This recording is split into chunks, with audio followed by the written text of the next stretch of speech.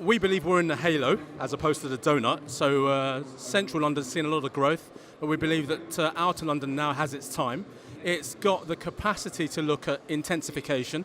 Quite familiar to most people in outer London are the fact that you have much lower lying areas, they're lower stories, and we think we can go taller. We think we can also get more in terms of mix, but it's also a question of how we really work the fact we have good communications as well. So for Waltham Forest, we've got 2 tube lines, which is the Central Line and Victoria Line, and we've got good links into Liverpool Street, and also, of course, we've got the road network, which picks up the M11, the North Circular. So in terms of infrastructure, we think the infrastructure is there to support growth. We believe the public sector has got a role to play in delivering more infrastructure, and we've done that through delivering some train stations. But we think importantly it's capacity, it's working on those areas where there is the possibility to increase intensification through going taller and really making sure you build around areas of transport so that it can support that growth in terms of bringing forward the support services and diversity as well.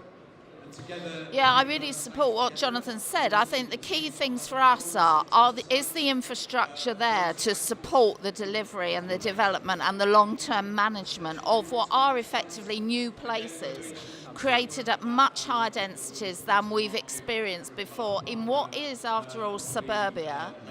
I think one of the challenges for us is about the green belt. I don't want to have that discussion, but obviously that is we're working cheek by jowl up against the green belt.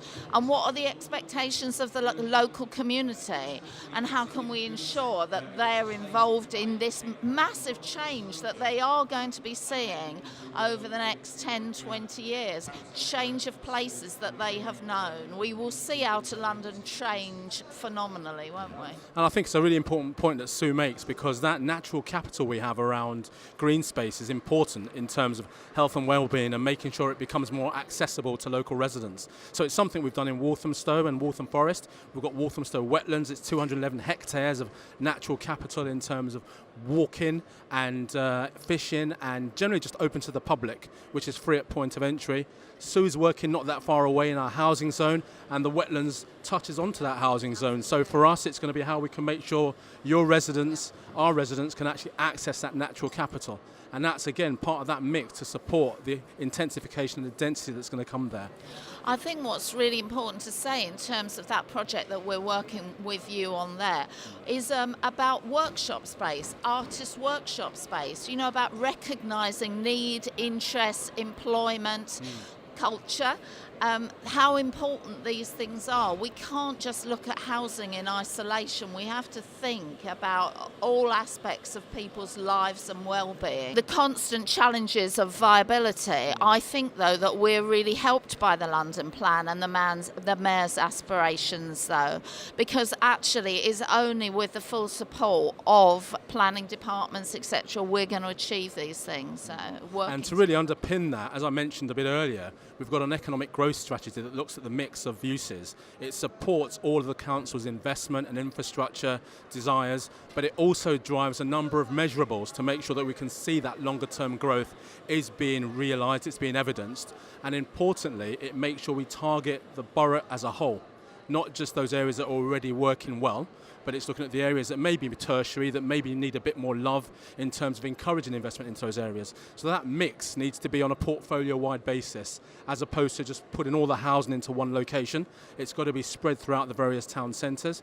But with that, we've got to look at how we can increase the GP spaces as part of that health offer. We've got to get our schooling right in terms of making sure there are enough school places for those growing population, but also getting the mix right in terms of how we then support our residents and our businesses to make sure they can live and work more closely to where they are.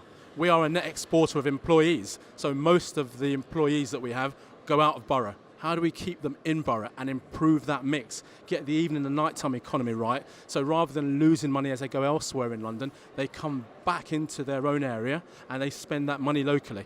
And that has a massive impact on just the potential prosperity of an area going forward. But also, I think in terms of people's feeling of safety and security and well-being, that there is a place that's inhabited where there's active street frontages and so forth, so that actually it's a living, working, breathing neighbourhood, and that we're not actually building huge housing developments where there's nobody there during the daytime.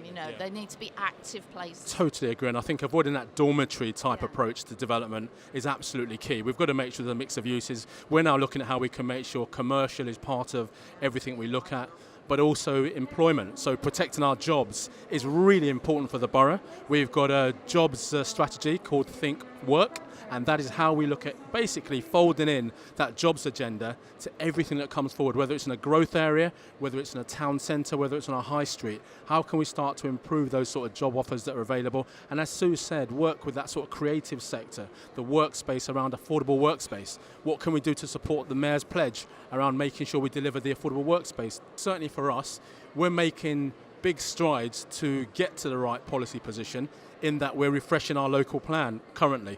So we've started a direction of travel document that'll be out for consultation soon. It will work in step with the London plan, so we would look to adopt that our local plan in 2020, basically the same time as the London plan, and within that it will touch on all these changes around the high streets, the mix of uses, but also the density and the height that we need to address, particularly around making sure we can deliver the massive pipeline of housing we require. Yeah, in terms of us as a housing developer, I think I was saying to you earlier, Jonathan, that actually this partnership working between ourselves and planners is so important, and that the local plan is actually supporting the ambitions that we as a housing association, you as a local authority have, and that actually there's a common drive towards achieving these things. So I think, happy to support that.